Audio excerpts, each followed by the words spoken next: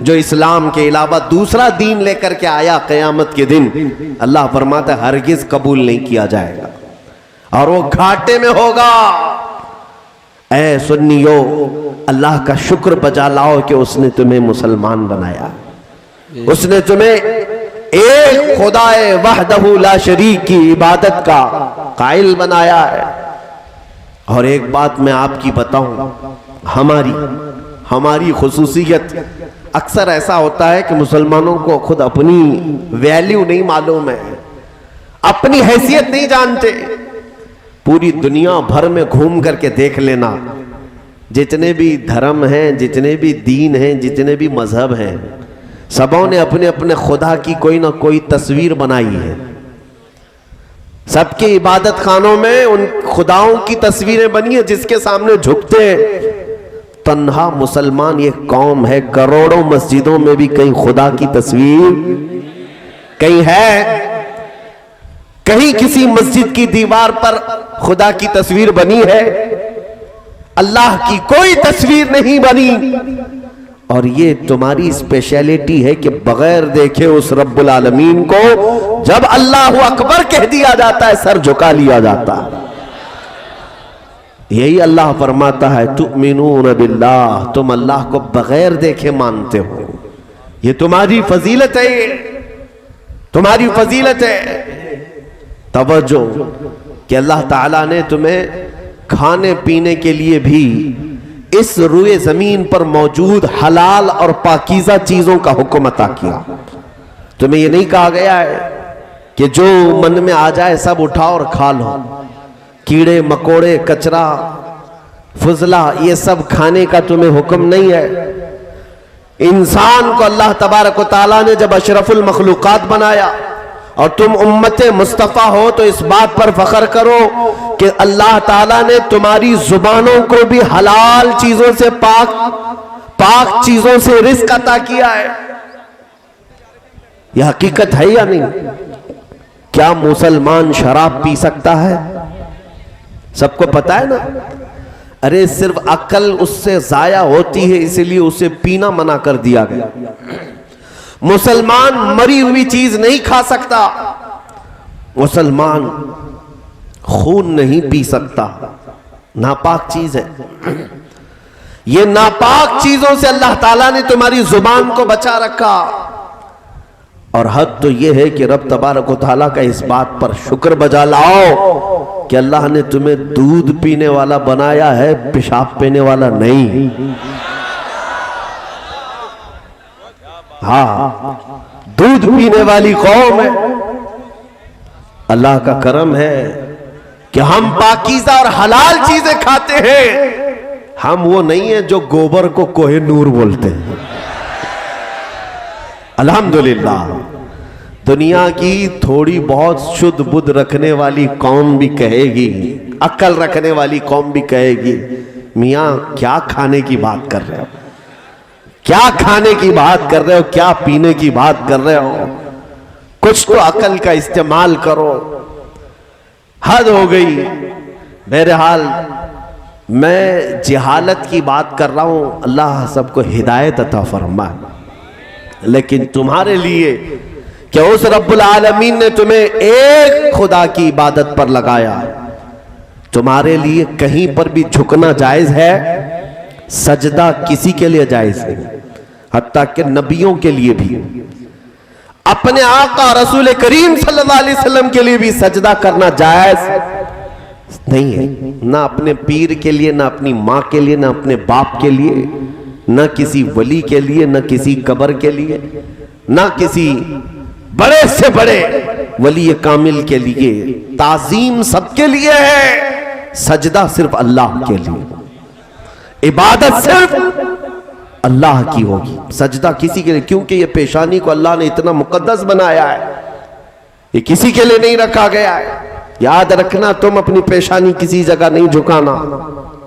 दिल झुका सकते हैं ताजीम के तौर पर, हम अपने औलिया कामिलीन के आस्थानों पर। बाज लोग ये हम पर एतराज करते हैं कि सुन्नी सब जो है कब्र पूजवा होते हैं, ये कब्रों की पूजा करते हैं। कुछ बगैर इल्म के लोग झुक गए तो इस पर सुन्नियत को सवाल के कटोरे में न खड़ा किया जाए। वो अल्लाह रब्बुल इज्जत की इबादत के कायल हैं, ये उनकी जहालत है, ना मालूम होने की वजह से झुके होंगे, लेकिन वो अल्लाह के वली के आस्ताने की ताजीम करते हैं, इबादत नहीं करते। किसी वली को आप खुदा मानते हैं? किसी वली को खुदा मानते हैं? बल्कि हम तो रसूल पाक को भी खुदा नहीं, उनकी विलादत का दिन मनाते हैं। अल्लाह की विलादत का दिन है क्या? नहीं है। और हुजूर की विलादत का दिन है। मीलाद मना करके हम ये साबित करते हैं कि हमारे रसूल पैदा हुए थे, वो खुदा नहीं थे। वो पैदा हुए थे, और खुदा वो है जो पैदा लम यलिद वलम यूलद, ना वो किसी से पैदा हुआ और ना उससे कोई पैदा हुआ। हाँ, रसूल पैदा हुए। मैं मानता हूं ऐ अक्ल वालों, मेरा मोहम्मद खुदा नहीं है, मगर दिलों में ये नक्श कर लो कि वो खुदा से जुदा नहीं है। हमारा अकीदा ये है, हमारी पेशानी किसी के सामने नहीं झुकती सिवाय रब्बुल आलमीन के। ये मजबूती के साथ रख लो, मजबूती के साथ। अब ऐ सुन्नियों, मैं ये बातें इसलिए अर्ज कर रहा हूं कि तुम्हें खैर उम्मत होने पर फख्र होना चाहिए, चाहे जितने भी बड़े मर्तबे वाला आए, मनसब वाला आए। तुम हो सकता है उसको अखलाकन इज्जत दे दो, ताजीम कर लो, लेकिन अपनी पेशानी सजदे के लिए हरगिज नहीं झुकाओगे। चाहे जितने चमत्कारी भी देख लो, जितने दज्जाल भी देख लो, सर किसी के सामने सर झुकाओगे? हाँ, ये नहीं कहना कि इतना चमत्कार देखा बाबा, तुम्हारे चरणों में सर दे दिया। नहीं, अकीदा तुम्हारा ये है, मेरे सामने तुम किसी मुर्दे को जिंदा भी करके दिखाओगे तब भी सजदा मैं रब्बुल आलमीन को करूंगा। सजदा किसको करूंगा? अल्लाह रब्बुल इज्जत को किया जाएगा। अरे जादूगर तो बड़े बड़े आते रहे हैं। हाँ, रस्सी डाल करके मूसा अलैहिस्सलाम के सामने लोगों ने सांप बनाए थे कि नहीं बनाए थे? कुरान में इसका जिक्र है। फिरौन के बड़े बड़े जादूगर आए थे और उन्होंने हजरत मूसा अलैहिस्सलाम का मुकाबला करना चाहा और छोटी छोटी रस्सियां लेकर के आए थे, मैदान में रस्सियां डाल दी, सब सांप बन करके दौड़ने लगे। अल्लाह ताला ने मूसा अलैहिस्सलाम से कहा, तुम भी अपनी लकड़ी डाल दो, अपना असा जमीन पर डालो। मूसा अलैहिस्सलाम ने अपना असा जमीन पर डाला, वो इतना बड़ा असधा बन गया कि सारे जादूगरों के सांपों को एक ही बार में निगल गया, खत्म हो गया। ये बात याद रखो, फिरौन की ताकत अगर उरूज पर आती है तो रब तबारक व तआला मूसा अलैहिस्सलाम का नायब भी भेजता है। किसी इस तरह की चमत्कारियों पर दिल दे बैठना ये मुसलमान की शान नहीं है, मुसलमान की शान नहीं है। मेरे अजीजों, ये तमाम बातें तुम्हारे अकीदे से रिलेटेड है। मैं आपको ये कह रहा हूं, अल्लाह ने तुम्हारे पेशानी को महफूज रखा, तुम्हारी जुबान को भी महफूज रखा, तुम्हें हलाल खिलाया और हलाल खाने का हुक्म दिया, हलाल खाने का हुक्म दिया है। हराम चीजें तुम्हें ज़ेब नहीं देती। न तुम मुर्दा खाओगे, न तुम खून पियोगे, न तुम शराब पियोगे, न तुम पेशाब पियोगे, न तुम गोबर खाओगे। नहीं, अल्लाह ने पाकीज़ा चीजें दी हैं, वो पाकीज़ा चीजें ही खाकर दुनिया से जाएंगे। ये बात सही है। ईमान वालों, अल्लाह रब्बुल इज्जत की इन अताओं पर शुक्र बजा लाओ। और अब की बार एक बात मुझे ये भी कहनी है, चलो तुम जाते नहीं कुछ हराम खाने के लिए, लेकिन कुछ लोग जबरदस्ती खिलाने पिलाने भी आ जाते हैं। एक साहब आए, उन्होंने कहा पेट में बहुत दिनों से दर्द था, तकलीफ थी, बीमारी चल रही थी, कई जगह इलाज करवाया, और एक साहब जो इलाज करते थे जड़ी बूटियों का, उनके पास गए तो उन्होंने कहा गाय का पेशाब पीना पड़ेगा। क्या करें? मैंने कहा पेट फट जाए तब भी पेशाब नहीं, दूध पिएंगे। इसलिए कि आज तुम्हें आए हुए इन नई बातों पर यकीन हो जाता है कि ये पी लेंगे तो पेट सही हो जाएगा। मैं तुझे बताता हूं, जिस बाबा ने तुझे पेशाब पीने के लिए कहा है उसे पेशाब मुबारक हो, मेरे मुस्तफ़ा ने हमें शहद खाने के लिए कहा है। और कुरान कहता है फीही शिफाउल लिन्नास, उसमें इंसानों की शिफा है। मियाँ शहद वो चीज है जिसको पूरी दुनिया इज्जत से देखती है और इतनी मिठास कि मीठे में उसकी मिसाल दी जाती है। सिर्फ मीठा ही नहीं, उसमें दवा भी है। सिर्फ ये हमारी बातें नहीं, साइंस भी उसके दवा होने पर मुहर लगाता है कि शहद के अंदर कितनी ज्यादा नफा बख्श चीजें मौजूद हैं, लोगों के फायदे हैं। और आप इन तमाम चीजों को याद रखें, कहीं से भी कोई इलाज आए लेकिन हराम तरीके का होगा तो उसमें शिफा नहीं होगी। हमें नहीं जाना है। कभी कभार अकीदा इतना कमजोर हो जाता है लोगों का, बच्चा रोने लग गया, किसी ने मशवरा दे दिया जाओ फलां पत्थर के ऊपर थोड़ा तेल चढ़ा के आ जाओ, जाओ किसी दरख्त के पास एक धागा बांध करके आ जाओ। ये सब चीजें अगर तुम करने लग गए तो तुम्हारा ईमान कैसे मजबूत रहेगा? तुम्हारा ईमान कैसे मजबूत? क्या तुम पत्थरों के अकीदे वाले हो? क्या तुम दरख्तों के अकीदे वाले हो?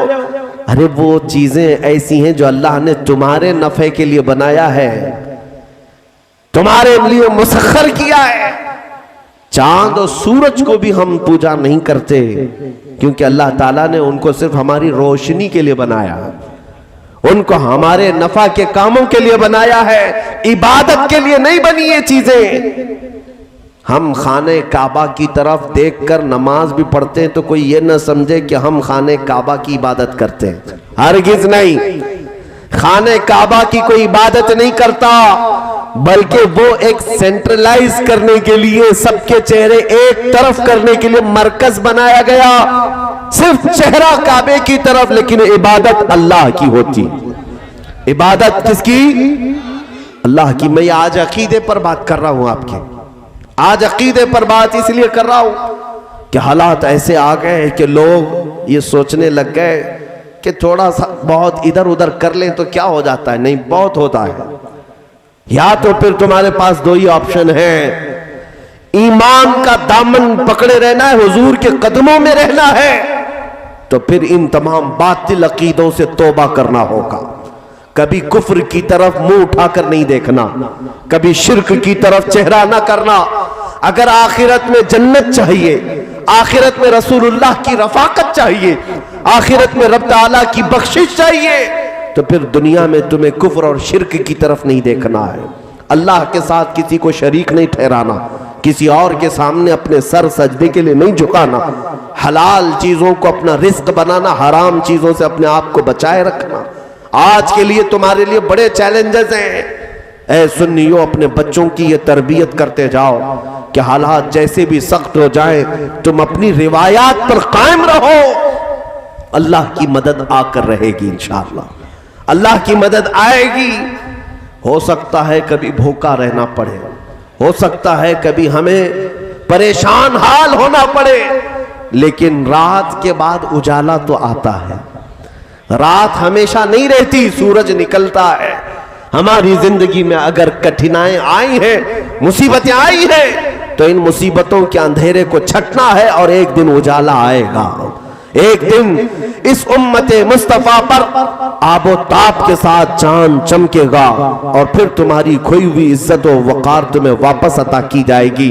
शर्त सिर्फ इतनी है, अल्लाह कुरान में फरमाता है, कुल इन कुंतुम तुहिब्बूनल्लाह फत्तबिऊनी। ऐ महबूब, आप इनसे कह दे, अगर तुम अल्लाह से मोहब्बत करते हो तो मेरे पीछे चलो। हुजूर के पीछे चलना है, हुजूर के तरीके पर चलना है, हुजूर पाक सल्लल्लाहु तआला अलैहि वसल्लम को शरीयत का असल मानना है। तो क्या होगा? युहिब्बुकुमुल्लाह, अल्लाह खुद तुमसे मोहब्बत फरमाएगा।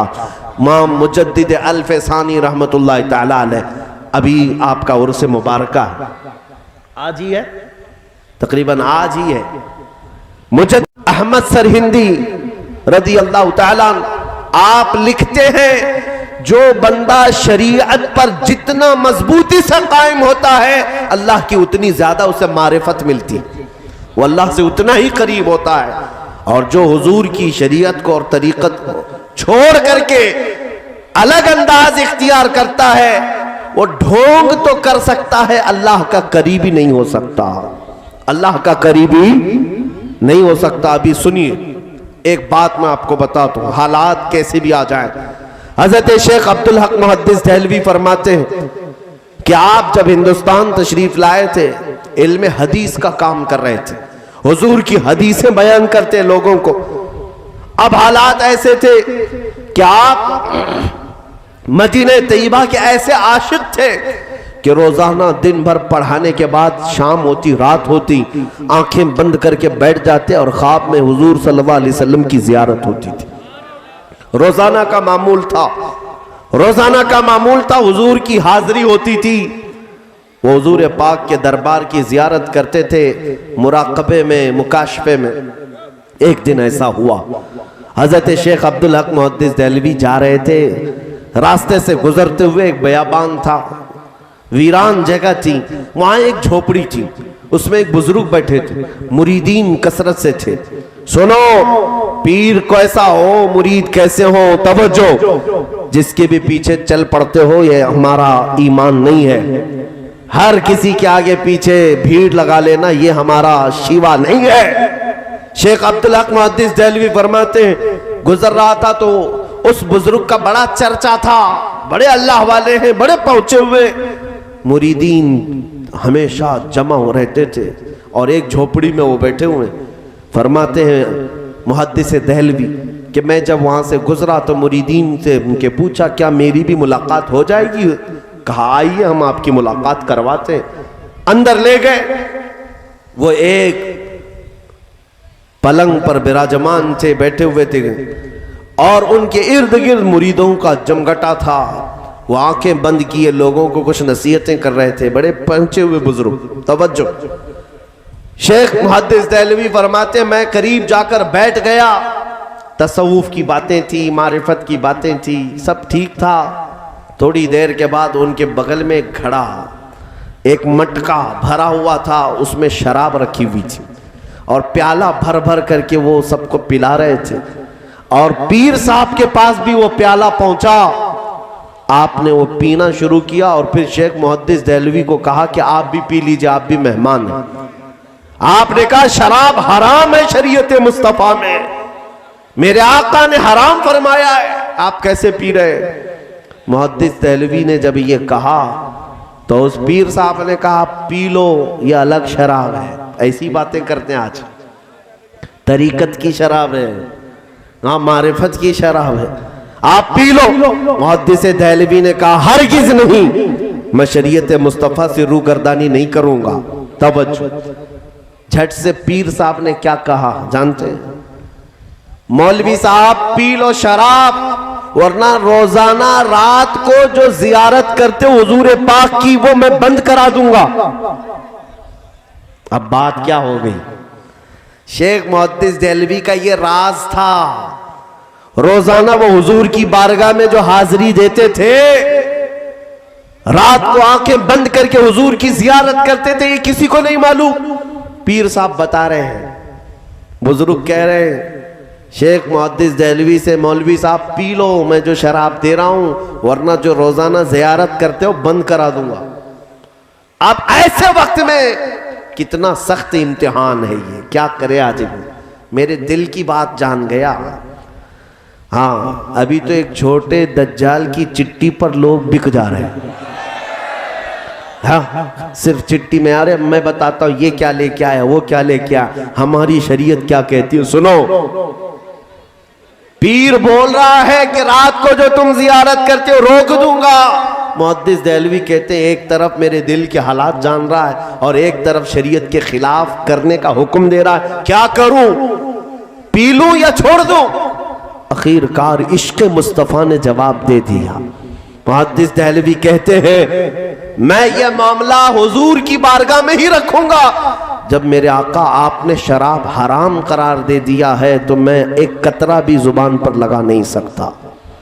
वापस वहां से उठकर चले आए। इतनी बात तो हो गई, लेकिन मेरे अजीजों उस बाबा ने सिर्फ ढकोसलेपन से तीर नहीं चलाया था अंदाजे में। जब रात का वक्त हुआ, शेख मुहद्दिस देहलवी अपने मामूल के मुताबिक बैठकर आंखें बंद करके बारगाह मुस्तफ़ा की हाजिरी करना चाह रहे थे तो देखा वही झोपड़ी वाला पीर उनकी आंखों के सामने खड़ा है। कहता है, मौलवी साहब, क्या मैंने नहीं कहा था मेरे हाथ की दी हुई शराब पी लो वरना मैं तुम्हारी ये जियारत बंद करा दूंगा, मैं तुम्हारी जियारत नहीं होने दूंगा। अब और बड़ा इम्तिहान है। कह दिया था दिल की बात, वो तो ठीक थी, लेकिन यहां तो आंखों के सामने खड़ा हो गया है, मुझे तो जियारत भी नहीं होने दे रहा है। आप उस वक्त भी जमे रहे अपने दीन पर। कहा मैं शराब तो नहीं पीऊंगा। रात गुजर गई, दूसरा दिन आप हदीसें पढ़ाते हैं, फिर रात को हुजूर की जियारत के लिए बैठे। आज फिर वही हाल, बाबा फिर से खड़ा है। कहा पी लो, मेरी बात सुन लो। आपने कहा नहीं पीऊंगा, नहीं पीऊंगा। दूसरी रात भी गुजर गई, हुजूर की जियारत नहीं। एक आशिक सादिक जो रोजाना हुजूर की जियारत करता हो, उसको जब कोई रोक दे तो उसका सबसे बड़ा इम्तिहान है। दिल तड़पने लग गया, आहें निकलने लग गई। तीसरी रात थी। शेख मुहद्दिस देहलवी कहते हैं, आज अगर हालात वैसे ही हुए तो फिर मैं तो मर जाऊंगा बगैर हुजूर के। ये सिसकियां लेकर बैठे और पुकारा मेरे आका को, या रसूल अल्लाह अगिस्नी, मेरे आका मदद करें, मैं आपकी शरीयत पर चलना चाह रहा हूं और ये मुझे शराब पिलाना चाह रहा है, कौन हक पर है। हुजूर की बारगाह में अभी आंखें बंद किए थे, वो बाबा आ रहा था, सामने था। अचानक धुआं जैसा उड़ा और ये बाबा जो था धुआं में उड़ गया और हुजूर की कब्र अनवर से आवाज आई, उखरुज या कल्ब, ऐ कुत्ते हमारे दरबार से निकल जा। और शेख मुहद्दिस देहलवी की तरफ आवाज आई, अब्दुल हक तुम अपने इम्तिहान में कामयाब हो गए, आ जाओ, आ जाओ।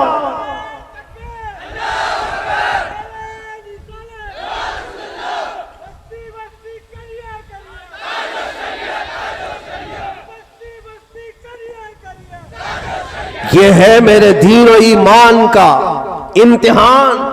शेख मुहद्दिस देहलवी शादां व फरहां खुश हो गए। अरे बारगाह मुस्तफ़ा की अब हाजिरी 2 दिन के बाद मिली है।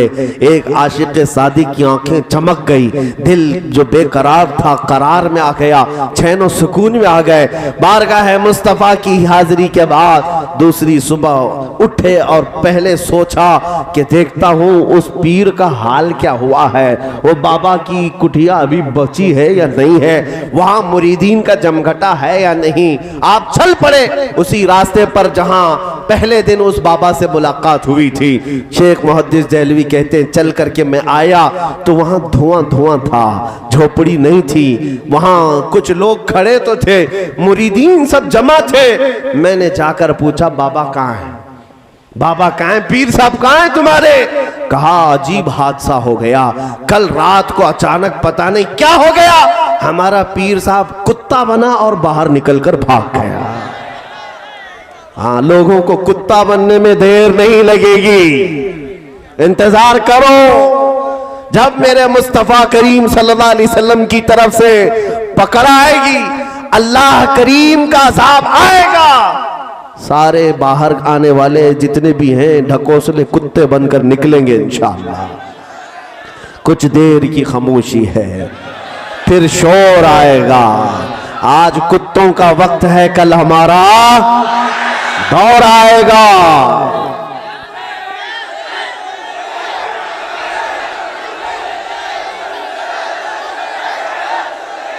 लब्बैक या रसूल अल्लाह। बस ऐ मुसलमानों तवज्जो, अपने दीन पर और अपने ईमान पर जमे रहना, डटे रहना, चाहे जैसे भी इम्तिहानात आए, इस बात पर यकीन के साथ अमल करेंगे इंशाअल्लाह।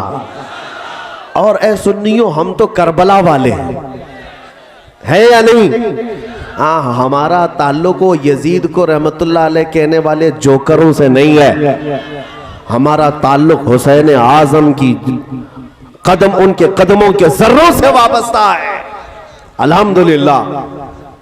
तो आपसे मैं ये बात कहना चाहता हूं कि ईमान तुम्हारे साथ है, अल्लाह की जात पर यकीन है।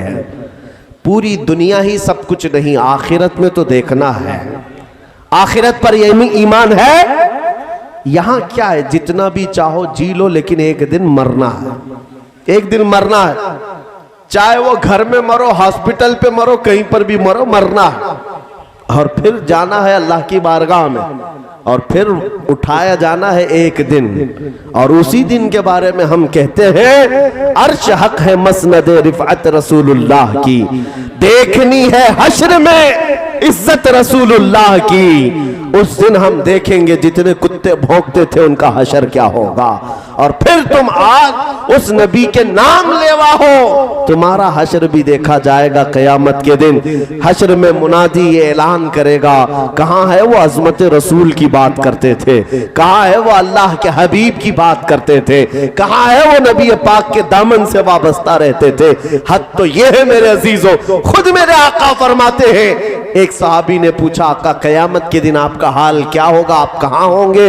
हुजूर फरमाते हैं, मेरी कैफियत ये होगी कि मेरे एक कंधे पर चादर होगी और वो खसक खसक करके गिर रही होगी। मैं अपने एक हाथ से चादर संभाल रहा होगा और दूसरे हाथ से अपने उम्मतियों को पकड़ पकड़ कर जन्नत में ले जा रहा होगा। आखिरत तो देखनी है, हमेशा की जिंदगी आखिरत की है। इसलिए यहां पर अपने दीन का और अपने ईमान का सौदा हरगिज ना करना। कभी मुसीबतें आए तो बिलाल हबशी को याद कर लेना, कभी ज्यादा तकलीफें आए खुबैब इब्ने अदी को याद कर लेना, हजरत खब्बाब इब्ने अरत को याद करना, सैयदा सुमैया को याद करना। ये वो सहाबा की बात कर रहा हूं, कुफ्फार ने जिनको सूलियों पर चढ़ाया, किसी को अंगारों पर सुलाया है, किसी के नाक कान काट दिए, उंगलियों के नाखूनों को पकड़ से खींच दिया, उनकी आंखों में गरम सलाइयां फेर दी। लेकिन इन तमाम मुसीबतों के बावजूद उनका सिर्फ एक ही नारा था, एक ही नारा था, जो जान मांगो तो जान दे दे, जो माल मांगो तो माल दे दे, मगर ये हमसे कभी ना होगा नबी का जाहो जलाल दे दे।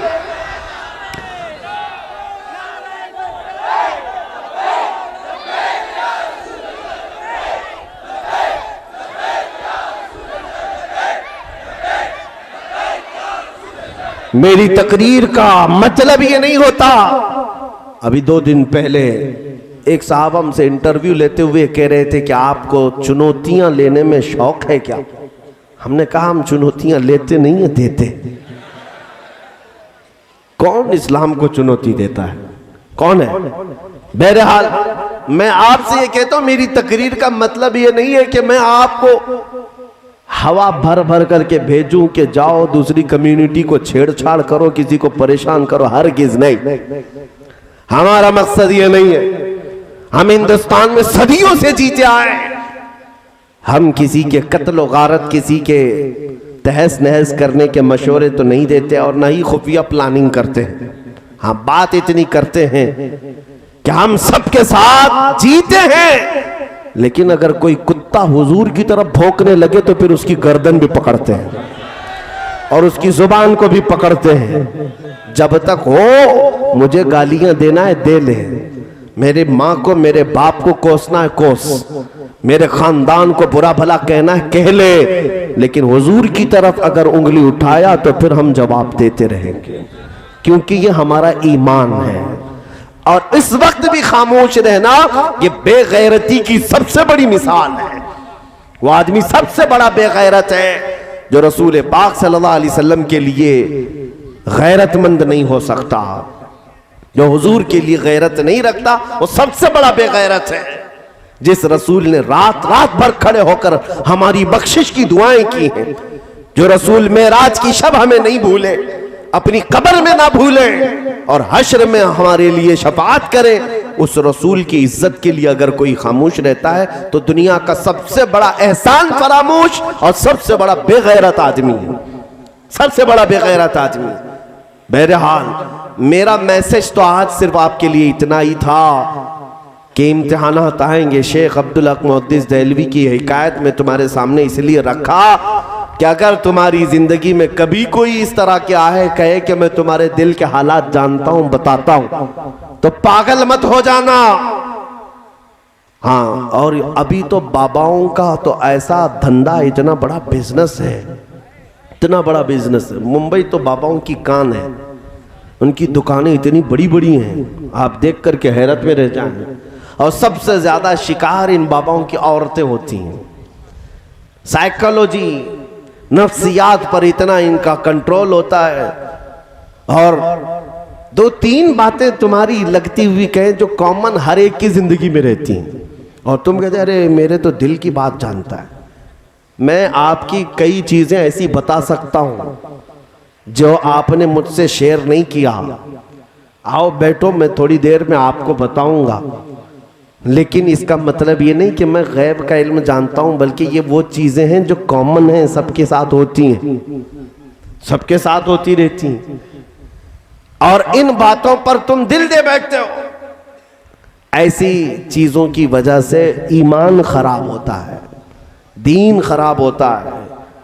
आप हरगिज इन बातों पर यकीन न करेंगे। हाँ, आपका मुक्तदा वो है, आपका लीडर वो है जो हुजूर के पीछे चल रहा हो, जो रसूल पाक की तरफ ले जाता हो, फिर उसके पीछे चलने में कोई हरज नहीं, क्योंकि बखुदा खुदा का यही है दर, नहीं और कोई मफर मकर जो वहां से हो यहीं आके हो, जो यहां नहीं तो वहां नहीं। हुजूर का दरबार छोड़ करके कोई दरवाजा है? हमारे अल्लाह तक पहुंचने के लिए वही दरवाजा है। शरीयत मुस्तफ़ा को थामना होगा, उस रास्ते पर चल करके ही अल्लाह तक पहुंचोगे। और अगर कोई कहता है शॉर्टकट जाएंगे, तो फिर शॉर्टकट गिरेगा भी और शॉर्टकट मरेगा भी।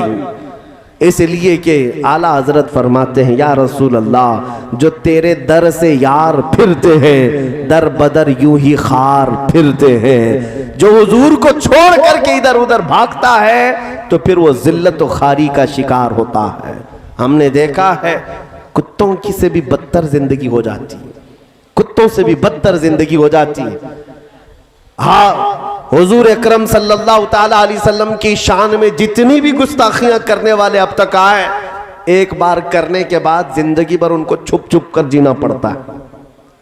कहीं पर भी रहें, किसी भी कंट्री में रहें, छुप छुप करके जीना पड़ता है। किसी ने कहा नहीं उनको छुप कर जियो, बल्कि दिल में खौफ इतना भर जाता है, पता नहीं कब कहां मौत आ जाएगी। 8 साल का भी मुसलमान का बच्चा उनके सामने जाए तो उनको एटम बम लगने लगता है। हुजूर की गुस्ताखी करने के बाद चैन और सुकून गारत हो जाता है। हुजूर पर भौंकने के बाद उन गुस्ताखों की जिंदगी ऐसी हो गई कि वो डर डर कर सहम सहम कर जीने पर मजबूर हो जाते हैं। डर लगता है, खौफ लगने लगता है। लेकिन मेरे अजीजों, हुजूर की अजमत बयान करने के बाद, हुजूर की वफादारी करने के बाद मैं अपना तजुर्बा बताता हूं, चैन और सुकून बढ़ ही जाता है, इज्जतें बढ़ जाती हैं। हुजूर पाक सल्लल्लाहु ताला अलैहि वसल्लम की अजमत बताने के बाद आपको दुनिया में डर करके नहीं, बल्कि बेखौफ होकर जीने की जिंदगी दी जाती है। इसीलिए आपसे भी मैं ये कहता हूं, हुजूर के वफादार रहो और बेखौफ होकर जीते रहो। क्यों? इसलिए कि किसी भी दिन मौत आनी है। हुजूर का आशिक तो इंतजार में रहता है। ये दुनिया तो खत्म होनी है, जिस दिन आंखें बंद होंगी उसी दिन हुजूर की जियारत भी होगी। इस दिन हम यहाँ हमारे जनाजे में सोकर जाएंगे और कब्र में हमें लोग छोड़ करके आएंगे, और उसके बाद मुनकर नकीर आएंगे, सवालात करेंगे, तेरा रब कौन, तेरा दीन क्या। और तीसरा सवाल जो करेंगे वो हुजूर को दिखाकर पूछेंगे, इनके बारे में क्या कहता था। ऐ सुन्नियो, इसी बात से फिर मौत का डर भी निकल जाता है शबे गौर भी उसी गुल से मुलाकात की रात। हम फरिश्तों को उस दिन भी ये कहेंगे, अब तो पाए नाज से ए फरिश्तों क्यों उठूं, मर के पहुंचा हूं यहां इस दिलरुबा के वास्ते।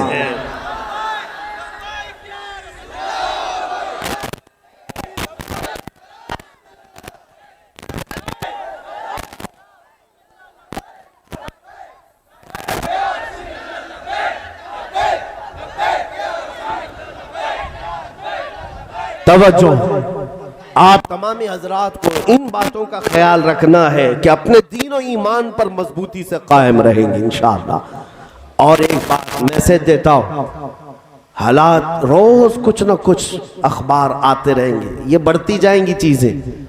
ट्रेन में किसी आतंकवादी ने 3 मुसलमानों को मार दिया, फिर कहीं से किसी टेररिस्ट आतंकवादी ने मुसलमानों को सिर्फ गोश्त के नाम पे हिलाक कर दिया, कहीं मॉब लिंचिंग किया, ये सब खबरें आती रहती। कुछ इसको सीरियस लेने की जरूरत नहीं। सीरियस इस माने में कह रहा हूं कि लापरवाह मत हो, बल्कि अपने दीन के बारे में कह रहा हूं। फिर तुम डर करके टोपी छुपाना, दाढ़ी निकालना और फिर सेकुलर बनने का नाटक मत करो। दुनिया तुम्हें अच्छी तरह पहचानती है, तुम हुजूर के गुलाम हो।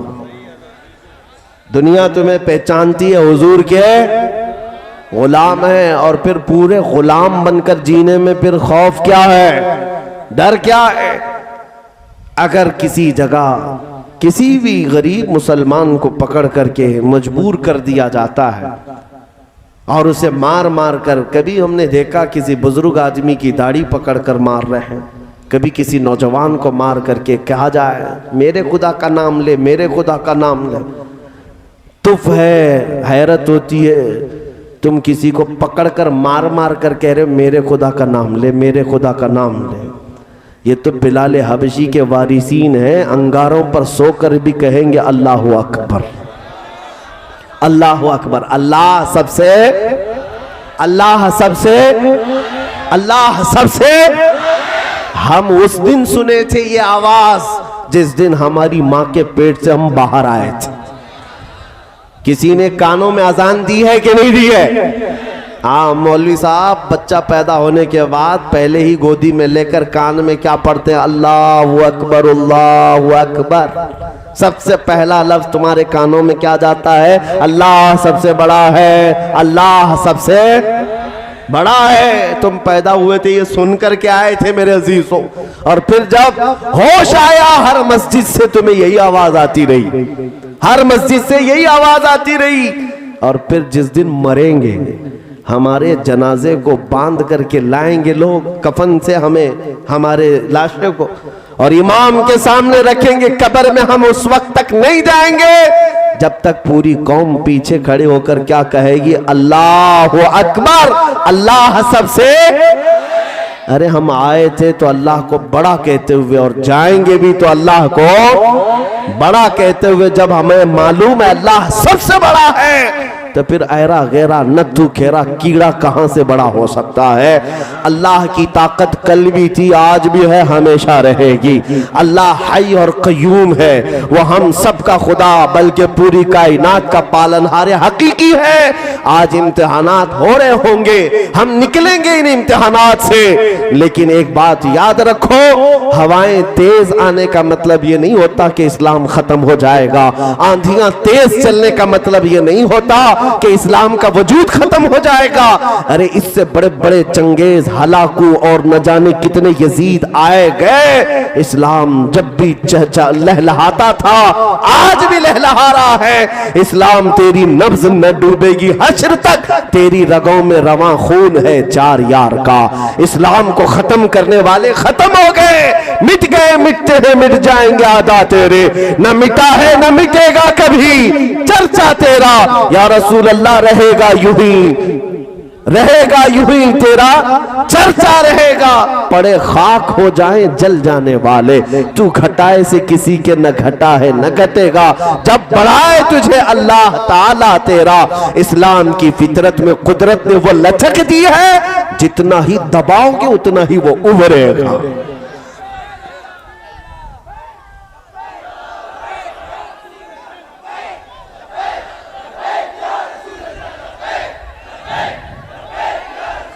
अब मेरा आखिरी मैसेज ये सुनो, ये थी बातें अहमद सरहिंदी रदी अल्लाह ताला। आप लिखते हैं जो बंदा शरीयत पर जितना मजबूती से कायम होता है अल्लाह की उतनी ज्यादा उसे मारिफत मिलती, वो अल्लाह से उतना ही करीब होता है।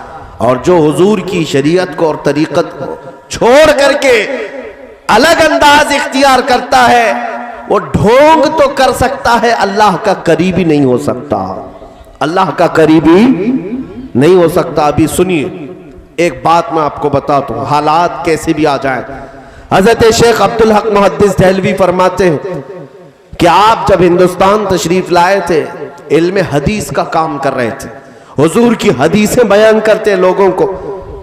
अब हालात ऐसे थे कि आप मदीने तैयबा के ऐसे आशिक थे कि रोजाना दिन भर पढ़ाने के बाद शाम होती, रात होती, आंखें बंद करके बैठ जाते और ख्वाब में हुजूर सल्लल्लाहु अलैहि वसल्लम की जियारत होती थी। रोजाना का मामूल था, रोजाना का मामूल था, हुजूर की हाजिरी होती थी। वो हुजूर पाक के दरबार की जियारत करते थे, मुराकबे में, मुकाशफे में। एक दिन ऐसा हुआ, हजरत शेख अब्दुल हक मुहद्दिस देहलवी जा रहे थे, रास्ते से गुजरते हुए एक बयाबान था, वीरान जगह थी, वहां एक झोपड़ी थी, उसमें एक बुजुर्ग बैठे थे, मुरीदीन कसरत से थे। सुनो, पीर कैसा हो, मुरीद कैसे हो, तवज्जो, जिसके भी पीछे चल पड़ते हो ये हमारा ईमान नहीं है। हर किसी के आगे पीछे भीड़ लगा लेना ये हमारा शिवा नहीं है। शेख अब्दुल हक मुहद्दिस देहलवी फरमाते हैं, गुजर रहा था तो उस बुजुर्ग का बड़ा चर्चा था, बड़े अल्लाह वाले हैं, बड़े पहुंचे हुए। मुरीदीन हमेशा जमा हो रहते थे और एक झोपड़ी में वो बैठे हुए। फरमाते हैं मुहद्दिस देहलवी कि मैं जब वहां से गुजरा तो मुरीदीन से उनके पूछा, क्या मेरी भी मुलाकात हो जाएगी?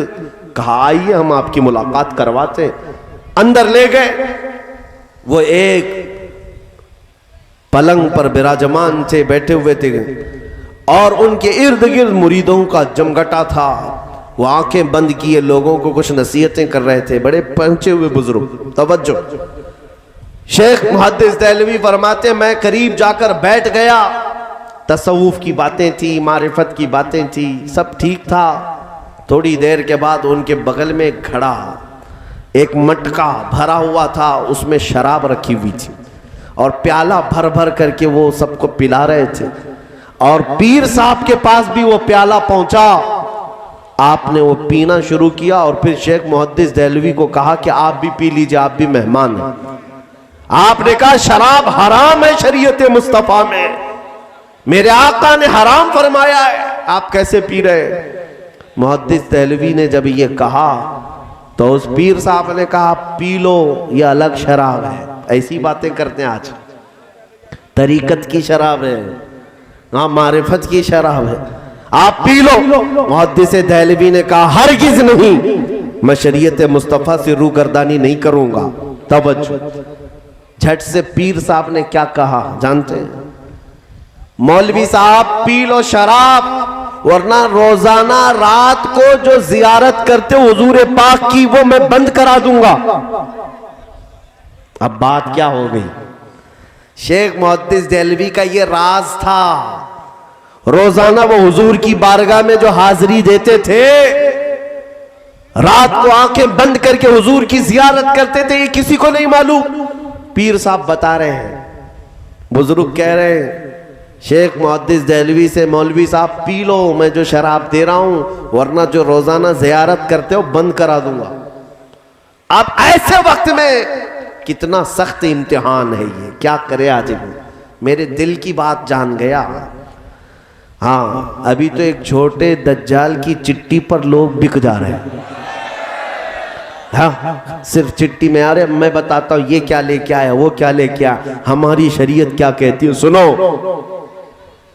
पीर बोल रहा है कि रात को जो तुम जियारत करते हो रोक दूंगा। मुहद्दिस देहलवी कहते हैं एक तरफ मेरे दिल के हालात जान रहा है और एक तरफ शरीयत के खिलाफ करने का हुक्म दे रहा है, क्या करूं, पी लूं या छोड़ दूं? आखिरकार इश्क मुस्तफा ने जवाब दे दिया। मुहद्दिस देहलवी कहते हैं मैं ये मामला हुजूर की बारगाह में ही रखूंगा। जब मेरे आका आपने शराब हराम करार दे दिया है तो मैं एक कतरा भी जुबान पर लगा नहीं सकता। वापस वहां से उठकर चले आए। इतनी बात तो हो गई, लेकिन मेरे अजीजों उस बाबा ने सिर्फ ढकोसलेपन से तीर नहीं चलाया था अंदाजे में। जब रात का वक्त हुआ, शेख मुहद्दिस देहलवी अपने मामूल के मुताबिक बैठकर आंखें बंद करके बारगाह मुस्तफ़ा की हाजिरी करना चाह रहे थे तो देखा वही झोपड़ी वाला पीर उनकी आंखों के सामने खड़ा है। कहता है, मौलवी साहब क्या मैंने नहीं कहा था मेरे हाथ की दी हुई शराब पी लो वरना मैं तुम्हारी ये जियारत बंद करा दूंगा, मैं तुम्हारी जियारत नहीं होने दूंगा। अब और बड़ा इम्तिहान है। कह दिया था दिल की बात, वो तो ठीक थी, लेकिन यहां तो आंखों के सामने खड़ा हो गया है, मुझे तो जियारत भी नहीं होने दे रहा है। आप उस वक्त भी जमे रहे अपने दीन पर। कहा मैं शराब तो नहीं पीऊंगा। रात गुजर गई, दूसरा दिन आप हदीसें पढ़ाते हैं, फिर रात को हुजूर की जियारत के लिए बैठे। आज फिर वही हाल, बाबा फिर से खड़ा है। कहा पी लो मेरी बात, सुन लो। आपने कहा नहीं पीऊंगा, नहीं पीऊंगा। दूसरी रात भी गुजर गई, हुजूर की जियारत नहीं। एक आशिक सादिक जो रोजाना हुजूर की जियारत करता हो, उसको जब कोई रोक दे तो उसका सबसे बड़ा इम्तिहान है। दिल तड़पने लग गया, आहें निकलने लग गई। तीसरी रात थी। शेख मुहद्दिस देहलवी कहते हैं, आज अगर हालात वैसे ही हुए तो फिर मैं तो मर जाऊंगा बगैर हुजूर के। ये सिसकियां लेकर बैठे और पुकारा मेरे आका को, या रसूल अल्लाह अगिसनी, मेरे आका मदद करें, मैं आपकी शरीयत पर चलना चाह रहा हूं और ये मुझे शराब पिलाना चाह रहा है, कौन हक पर है। हुजूर की बारगाह में अभी आंखें बंद किए थे, वो बाबा आ रहा था, सामने था। अचानक धुआं जैसा उड़ा और ये बाबा जो था धुआं में उड़ गया और हुजूर की कब्र अनवर से आवाज आई, उखरुज या कल्ब, ऐ कुत्ते हमारे दरबार से निकल जा।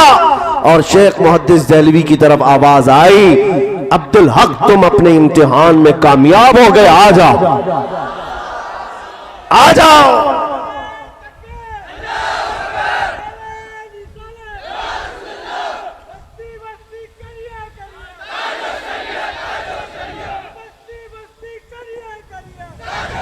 ये है मेरे दीन और ईमान का इम्तिहान। शेख मुहद्दिस देहलवी शादां व फरहां खुश हो गए। अरे बारगाह मुस्तफ़ा की अब हाजिरी 2 दिन के बाद मिली है। एक आशिक सादिक की आंखें चमक गई, दिल जो बेकरार था करार में आ गया, चैन सुकून में आ गए।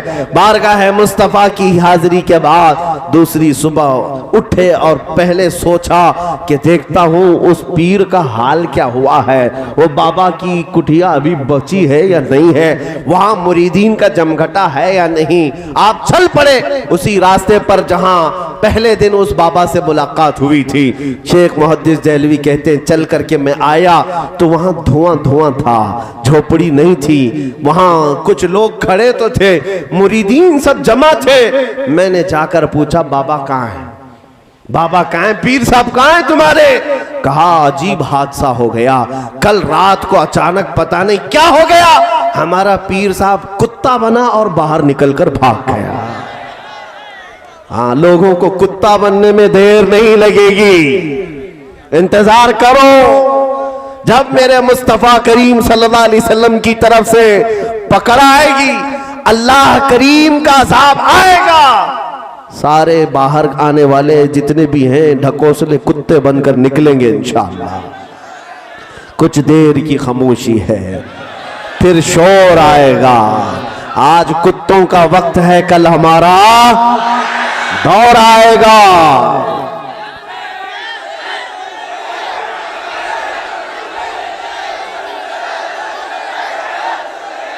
लब्बैक या रसूल अल्लाह।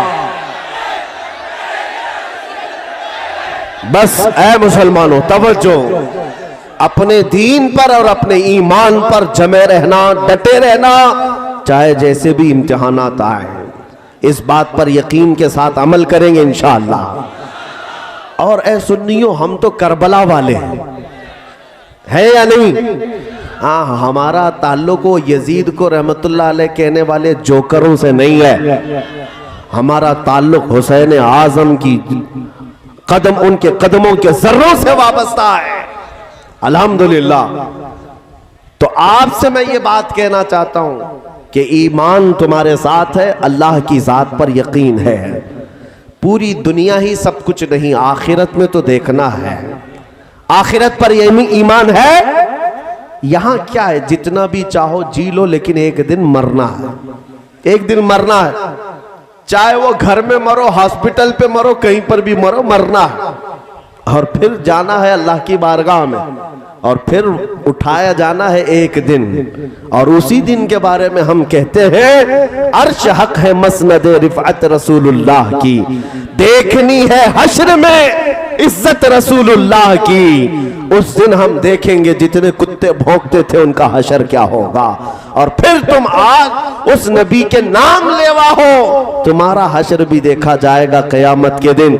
हशर में मुनादी ये ऐलान करेगा, कहां है वो अज़मत रसूल की बात करते थे, कहां है वो अल्लाह के हबीब की बात करते थे, कहां है वो नबी पाक के दामन से वाबस्ता रहते थे। हद तो ये है मेरे अजीजों, खुद मेरे आका फरमाते हैं, एक सहाबी ने पूछा, आका क़यामत के दिन आपका हाल क्या होगा, आप कहां होंगे? हुजूर फरमाते हैं, मेरी कैफियत ये होगी कि मेरे एक कंधे पर चादर होगी और वो खसक खसक करके गिर रही होगी। मैं अपने एक हाथ से चादर संभाल रहा होगा और दूसरे हाथ से अपने उम्मतियों को पकड़ पकड़ कर जन्नत में ले जा रहा होगा। आखिरत तो देखनी है, हमेशा की जिंदगी आखिरत की है। इसलिए यहां पर अपने दीन का और अपने ईमान का सौदा हरगिज ना करना। कभी मुसीबतें आए तो बिलाल हबशी को याद कर लेना, कभी ज्यादा तकलीफें आए खुबैब इब्ने अदी को याद कर लेना, हजरत खब्बाब इब्ने अरत को याद करना, सैयदा सुमैया को याद करना।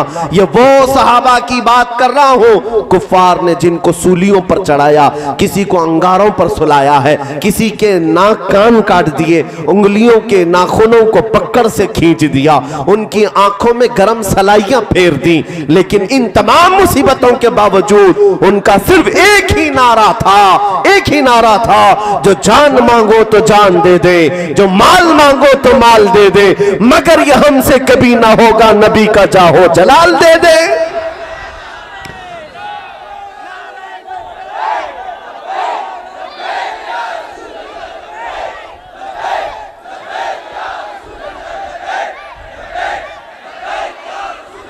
मेरी तकरीर का मतलब ये नहीं होता। अभी 2 दिन पहले एक साहब हमसे इंटरव्यू लेते हुए कह रहे थे कि आपको चुनौतियां लेने में शौक है क्या? हमने कहा हम चुनौतियां लेते नहीं है, देते। कौन इस्लाम को चुनौती देता है? कौन है? बहरहाल मैं आपसे ये कहता हूं, मेरी तकरीर का मतलब ये नहीं है कि मैं आपको हवा भर भर करके भेजूं कि जाओ दूसरी कम्युनिटी को छेड़छाड़ करो, किसी को परेशान करो। हरगिज नहीं, हमारा मकसद ये नहीं है। हम हिंदुस्तान में सदियों से जीते आए, हम किसी के कत्ल गारत, किसी के तहस नहस करने के मशवरे तो नहीं देते और ना ही खुफिया प्लानिंग करते हैं।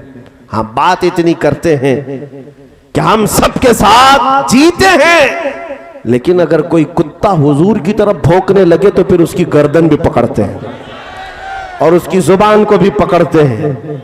जब तक हो मुझे गालियां देना है दे ले, मेरे माँ को मेरे बाप को कोसना है कोस, मेरे खानदान को बुरा भला कहना है कह ले, लेकिन हुजूर की तरफ अगर उंगली उठाया तो फिर हम जवाब देते रहेंगे, क्योंकि ये हमारा ईमान है।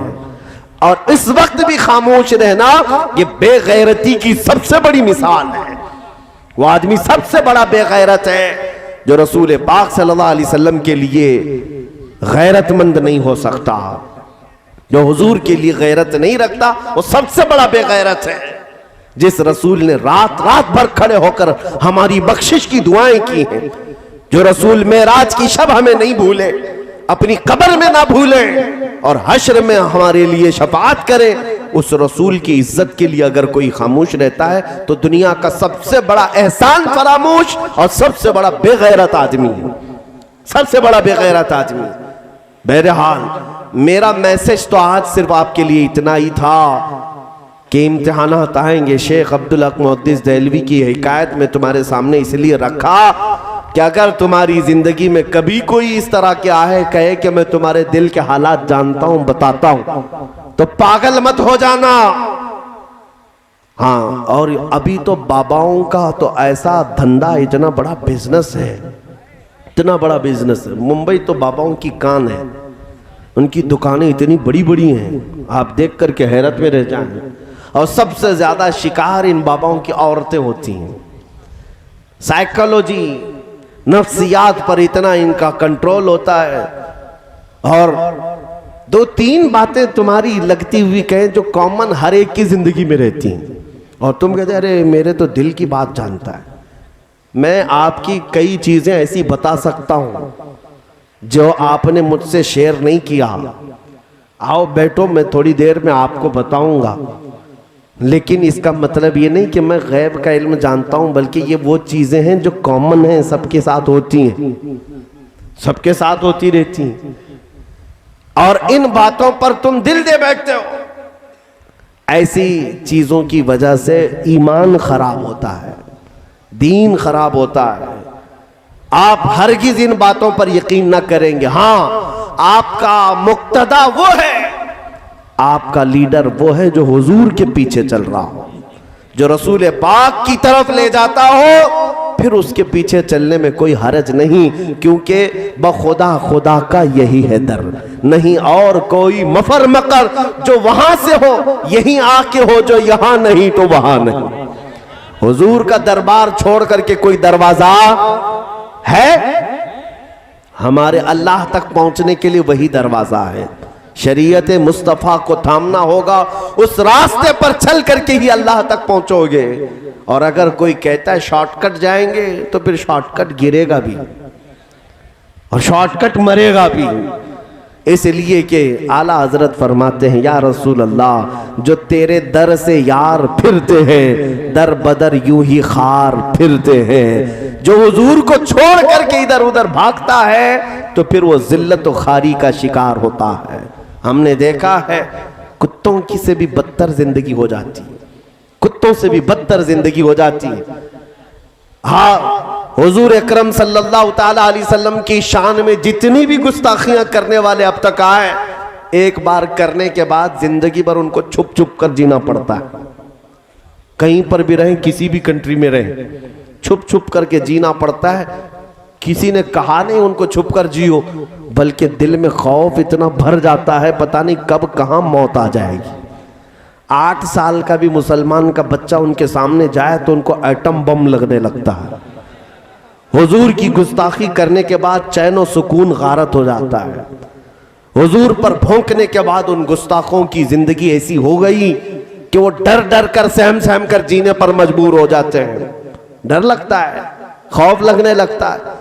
लेकिन मेरे अजीजों, हुजूर की अजमत बयान करने के बाद, हुजूर की वफादारी करने के बाद मैं अपना तजुर्बा बताता हूं, चैन और सुकून बढ़ ही जाता है, इज्जतें बढ़ जाती हैं। हुजूर पाक सल्लल्लाहु ताला अलैहि वसल्लम की अजमत बताने के बाद आपको दुनिया में डर करके नहीं, बल्कि बेखौफ होकर जीने की जिंदगी दी जाती है। इसीलिए आपसे भी मैं ये कहता हूं, हुजूर के वफादार रहो और बेखौफ होकर जीते रहो। क्यों? इसलिए कि किसी भी दिन मौत आनी है। हुजूर का आशिक तो इंतजार में रहता है, ये दुनिया तो खत्म होनी है। जिस दिन आंखें बंद होंगी उसी दिन हुजूर की जियारत भी होगी। इस दिन हम यहाँ हमारे जनाजे में सोकर जाएंगे और कब्र में हमें लोग छोड़ करके आएंगे, और उसके बाद मुनकर नकीर आएंगे, सवालात करेंगे, तेरा रब कौन, तेरा दीन क्या।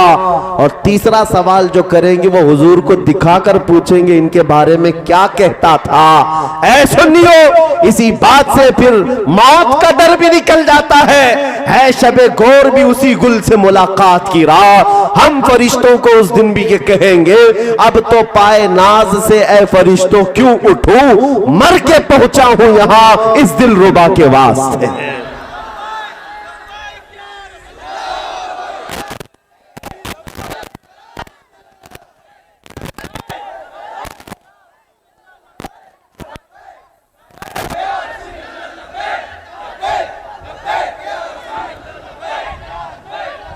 तवज्जो, आप तमाम हजरात को इन बातों का ख्याल रखना है कि अपने दीन और ईमान पर मजबूती से कायम रहेंगे इंशाअल्लाह। और एक बात मैसेज देता हूं, हालात रोज कुछ ना कुछ अखबार आते रहेंगे, ये बढ़ती जाएंगी चीजें। ट्रेन में किसी आतंकवादी ने 3 मुसलमानों को मार दिया, फिर कहीं से किसी टेररिस्ट आतंकवादी ने मुसलमानों को सिर्फ गोश्त के नाम पे हिलाक कर दिया, कहीं मॉब लिंचिंग किया, ये सब खबरें आती रहती हैं। कुछ इसको सीरियस लेने की जरूरत नहीं। सीरियस इस माने में कह रहा हूं कि लापरवाह मत हो, बल्कि अपने दीन के बारे में कह रहा हूं। फिर तुम डर करके टोपी छुपाना, दाढ़ी निकालना और फिर सेकुलर बनने का नाटक मत करो। दुनिया तुम्हें अच्छी तरह पहचानती है, तुम हुजूर के गुलाम हो। दुनिया तुम्हें पहचानती है हुजूर के गुलाम है, और फिर पूरे गुलाम बनकर जीने में फिर खौफ क्या है, डर क्या है? अगर किसी जगह किसी भी गरीब मुसलमान को पकड़ करके मजबूर कर दिया जाता है और उसे मार मार कर, कभी हमने देखा किसी बुजुर्ग आदमी की दाढ़ी पकड़ कर मार रहे हैं, कभी किसी नौजवान को मार करके कहा जाए मेरे खुदा का नाम ले, मेरे खुदा का नाम ले। तुफ है, हैरत होती है, तुम किसी को पकड़ कर मार मार कर कह रहे हो मेरे खुदा का नाम ले, मेरे खुदा का नाम ले। ये तो बिलाल हबशी के वारिसीन हैं, अंगारों पर सोकर भी कहेंगे अल्लाहु अकबर, अल्लाहु अकबर। अल्लाह सबसे, अल्लाह सबसे, अल्लाह सबसे। हम उस दिन सुने थे ये आवाज जिस दिन हमारी मां के पेट से हम बाहर आए थे। किसी ने कानों में अजान दी है कि नहीं दी है? हाँ मौलवी साहब, बच्चा पैदा होने के बाद पहले ही गोदी में लेकर कान में क्या पढ़ते हैं? अल्लाहु अकबर, अल्लाहु अकबर। सबसे पहला लफ्ज तुम्हारे कानों में क्या जाता है? अल्लाह सबसे बड़ा है, अल्लाह सबसे बड़ा है। तुम पैदा हुए थे ये सुनकर के आए थे मेरे अजीजों, और फिर जब होश आया हर मस्जिद से तुम्हें यही आवाज आती रही, हर मस्जिद से यही आवाज आती रही। और फिर जिस दिन मरेंगे हमारे जनाजे को बांध करके लाएंगे लोग, कफन से हमें हमारे लाशों को, और इमाम के सामने रखेंगे कब्र में, हम उस वक्त तक नहीं जाएंगे जब तक पूरी कौम पीछे खड़े होकर क्या कहेगी? अल्लाहु अकबर, अल्लाह सबसे। अरे हम आए थे तो अल्लाह को बड़ा कहते हुए और जाएंगे भी तो अल्लाह को बड़ा कहते हुए। जब हमें मालूम है अल्लाह सबसे बड़ा है तो फिर ऐरा गैरा नत्थु खेरा कीड़ा कहां से बड़ा हो सकता है? अल्लाह की ताकत कल भी थी, आज भी है, हमेशा रहेगी। अल्लाह हई और कयूम है, वो हम सब का खुदा बल्कि पूरी कायनात का पालनहार हकीकी है। आज इम्तिहानात हो रहे होंगे, हम निकलेंगे इन इम्तिहानात से, लेकिन एक बात याद रखो, हवाएं तेज आने का मतलब ये नहीं होता कि इस्लाम खत्म हो जाएगा। आंधियां तेज चलने का मतलब ये नहीं होता कि इस्लाम का वजूद खत्म हो जाएगा। अरे इससे बड़े बड़े चंगेज, हलाकू और न जाने कितने यजीद आए गए, इस्लाम जब भी लहलहाता था आज भी लहलहा रहा है। इस्लाम तेरी नब्ज न डूबेगी हश्र तक, तेरी रगों में रवां खून है 4 यार का। इस्लाम को खत्म करने वाले खत्म हो गए, मिट गए, मिटते हैं मिट जाएंगे आदा तेरे, न मिटा है न मिटेगा कभी चर्चा तेरा। या रसूल अल्लाह रहेगा यूं ही, रहेगा यूं ही तेरा चर्चा रहेगा। पड़े खाक हो जाए जल जाने वाले, तू घटाए से किसी के न घटा है न घटेगा। जब बढ़ाए तुझे अल्लाह ताला तेरा, इस्लाम की फितरत में कुदरत ने वो लचक दी है, जितना ही दबाओगे उतना ही वो उभरेगा।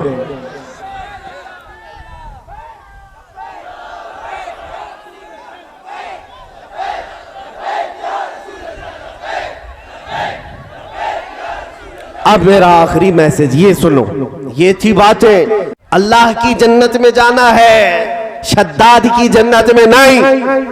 अल्लाह की जन्नत में जाना है तो अल्लाह को बड़ा कहकर जाएंगे, अल्लाह पर ईमान रख कर जाएंगे। नौजवान हर घड़ी इस बात के लिए तैयार रहे, मुझे अगर कोई टुकड़े फेंक करके ये कहे ये ले ले और तेरा दीन छोड़ दे तो उसे टुकड़ों की तरह छोड़ देना। कहना इस तरह के बहुत सारे दुनिया में मैं ठोकरें मार दूंगा, भूखा रह लूंगा, लेकिन मेरे मुस्तफा की शरीयत से रूगर्दानी नहीं करूंगा। हुजूर से गद्दारी करोगे, हुजूर पाक से गद्दारी करोगे, नबी पाक सल्लल्लाहु अलैहि वसल्लम से गद्दारी हरगिज़ नहीं हो सकती। तो ये यकीन के साथ आज तुम्हें उठना है। कभी कभार नौजवान ये कहते हैं हमें रोजी नहीं मिल पाती, हमें जॉब नहीं मिल पाती, हमें हमारे नाम की वजह से, हमारी दाढ़ी की वजह से, हमारी टोपी की वजह से नौकरियों पर फर्क आता है। ऐ मोमिनो, ये इम्तिहानात है। यकीन पैदा करो, रज़्ज़ाक़ अल्लाह है जो चूंटियों को सुराख में रिस्क देता है, जो पानियों में मछली को रिस्क देता है। क्या वो अशरफुल मखलूकात को रिस्क नहीं देगा? मेरा इम्तिहान होगा। अगर मैं जमा रह गया तो मौला 70 दरवाजे मेरे लिए खोलेगा। तुम अपने नबी के कदमों से वाबस्ता रहो। हालात बदलते हैं। एक दिन मक्का वालों ने भी यही सोचा था, बिलाल हबशी को मार मार करके, अंगारों पर लिटा करके, उनकी पुश्त पर गरम सिल रख करके उन्हें इतनी तकलीफें दी थी कि उनकी रीढ़ की हड्डी दिखती थी, उनकी पीठ का गोश्त गल गया था। उस वक्त वो सोचते थे अब मरेगा, अब खत्म हो जाएगा, सब खत्म हो जाएगा। उनके पांव में रस्सी डालकर बदमाश लड़कों के हाथों में दिया जाता। वो मक्का की गलियों में हजरत बिलाल को खींचते थे। ये हालात भी मक्का वालों ने देखे। लेकिन जब बिलाल हबशी को सैयदना अबू बकर सिद्दीक ने खरीद कर आजाद किया और हुजूर की गुलामी में ले आए, फिर हुजूर के साथ हिजरत करके मदीने चले आए। तवज्जो चाहता हूं मेरे अजीजों, वो बिलाल हबशी का जमाना जो मक्का में था खत्म हो गया। 6 साल के बाद जब रसूलुल्लाह सल्लल्लाहु अलैहि वसल्लम 10,000 सहाबा के साथ वापस मक्का तशरीफ ला रहे थे, तो ऐसे आए कि फातिह मक्का बन करके आए। कोई एक आदमी भी मुकाबले का मौजूद नहीं था। रसूल पाक तशरीफ लाए। अक्सर वहां जितने थे कैदी बन के खड़े थे। जिन्होंने जुल्म ढाया था वो आज सर झुकाए खड़े थे। हुजूर पाक ने खाने काबा को बुतों से पाक किया। जानते हो उस दिन हरम पाक में पहली अजान दी जानी थी। पहली अजान के लिए रसूल पाक ने बिलाल हबशी से कहा काबे की छत पर चढ़ जाओ, काबे की छत पर चढ़ जाओ, वहां से चढ़ करके अजान दो। बिलाल हबशी ने अजान दी। जानते हो बड़े बड़े बुजुर्गों ने इसमें नुक्ता यह बयान किया, ये मैसेज देना था उन जालिमों को जिन्होंने बिलाल हबशी को मार मार करके ये सोचा था अब खत्म हो जाएगा, तब खत्म होगा। बिलाल अपने इम्तिहान में जमा रहा, अपने ईमान पर डटा रहा। अल्लाह ताला ने ऐसी इज्जत अता की कि आज मक्का फतह हो गया और काबे की छत पर चढ़ करके बिलाल अजान दे रहे हैं और दुनिया को ये बता रहे हैं आओ मुस्तफा की गुलामी में। काबा भी कदमों के नीचे है। काबे की छत के ऊपर चढ़ गए हो, काबे की छत के ऊपर चढ़ गए हो इसलिए कि हुजूर की गुलामी में आए। इस बात को याद रखो मेरे अजीजों। हालात इस तरह के अगर आए, इंतजार करो, मेरा रब कुशादगी लाएगा, मेरा रब खुशहाली लाएगा। और जितने आंधियों में बहक गए वो खत्म हो गए, जो तूफानों में बहक गए वो कचरे की तरह चले जाएंगे। इसलिए जो ईमान वाले हैं वो हमेशा जमे रहेंगे, डटे रहेंगे, जो भी हो जाए हालात। अब यहां पर मैं अपनी गुफ्तगू को इस बात पर खत्म करता हूं।